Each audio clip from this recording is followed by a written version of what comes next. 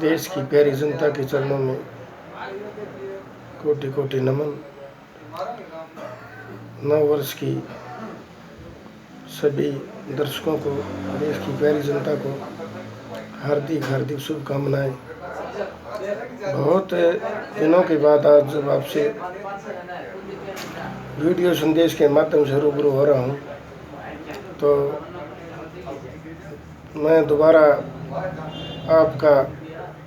और देश की प्यारी जनता का, सभी दर्शकों का दिल से हार्दिक अभिनंदन करता हूं। अभी जैसा कि आपको पता है, मौजूदा दौर में जो केंद्रीय सरकार है,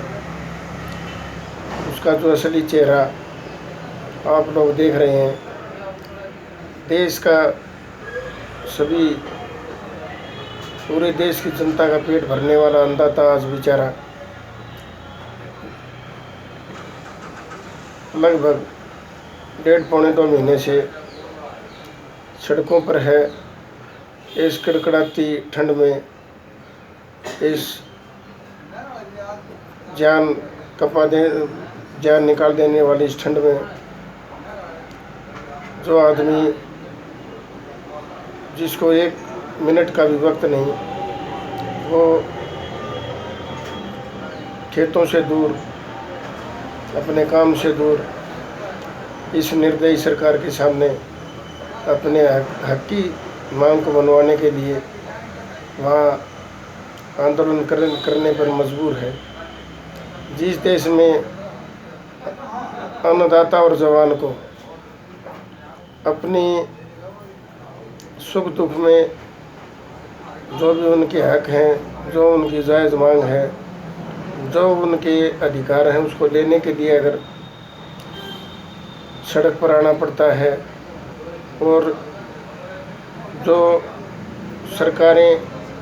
देश की जनता के द्वारा, देश के जनता के हितों के लिए चुनी जाती हैं, उनका जब इस प्रकार का असली चेहरा देश के सामने आता है, तो रह कर हमें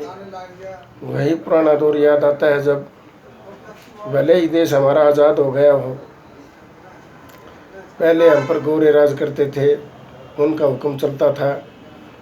और हमारे अपनों पर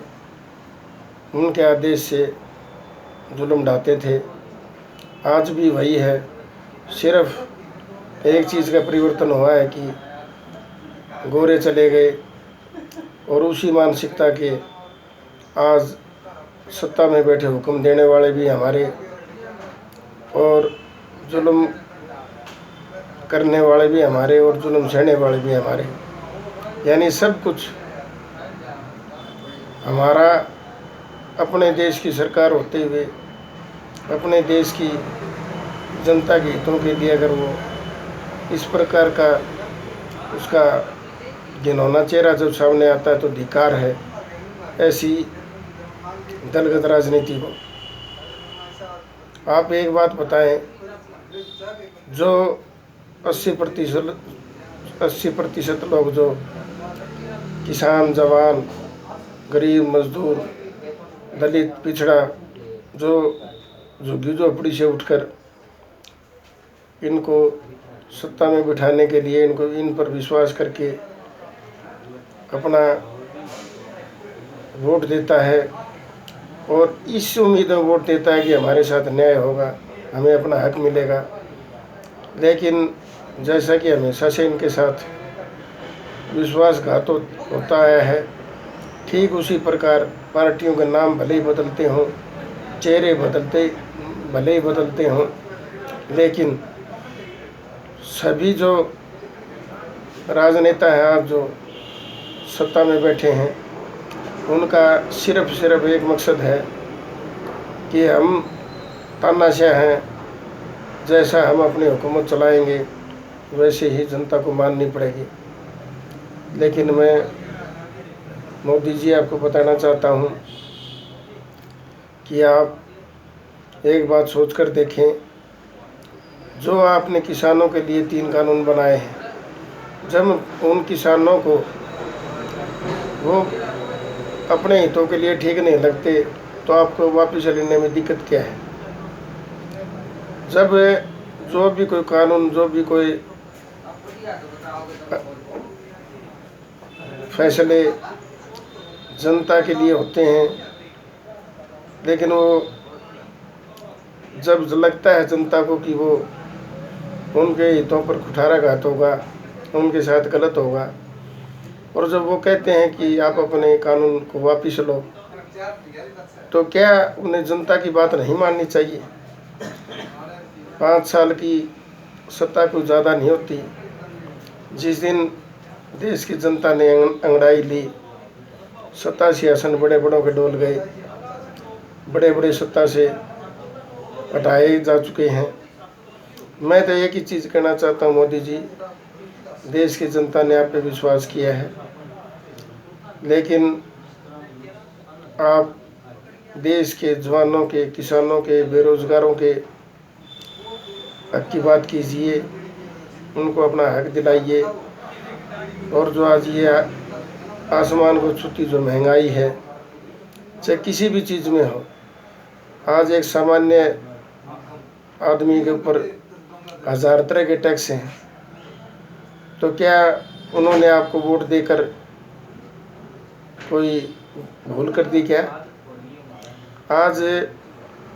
मैं इस बात से कतई सहमत नहीं हूँ कि आप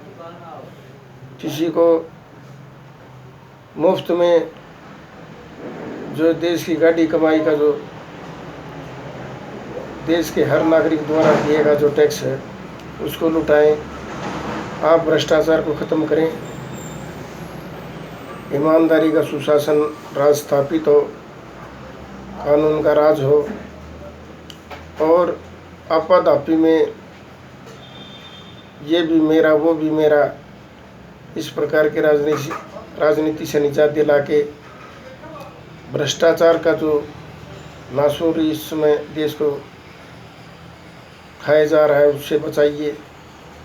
और झुग्गी झोपड़ी से लेकर जो भी आदमी आज बेचारा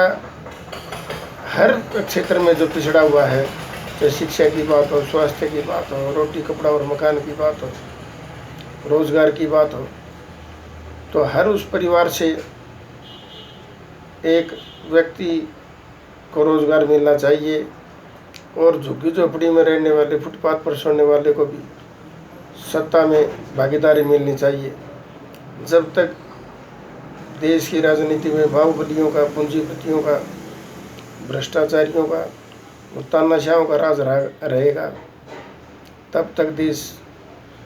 विकास की तो बहुत दूर की बात है, विकास के बारे में सोचना ही बेईमानी होगी। इसलिए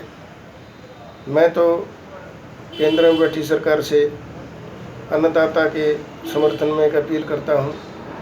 कि जो कानून आप अन्नदाता के ऊपर थोप रहे हो, उसको थोपिए मत,